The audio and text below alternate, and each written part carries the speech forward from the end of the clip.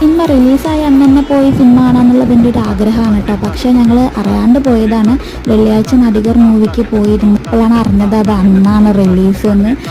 പക്ഷെ അത്ര തിരക്കൊന്നും ഉണ്ടായിരുന്നില്ല കേട്ടോ. പോയിട്ട് പോപ്കോണ്, ചായയും ജ്യൂസൊക്കെ മേടിച്ചു. പിന്നെ ബർഗർ പാർസൽ മേടിച്ചിട്ടുണ്ടായിരുന്നു. നിങ്ങൾ റിലീസായി അന്ന് തന്നെ മൂവി കണ്ടിട്ടുണ്ടെങ്കിൽ അത് ഏത് മൂവിയാന്ന് കമൻറ്റ് ചെയ്യണം കേട്ടോ.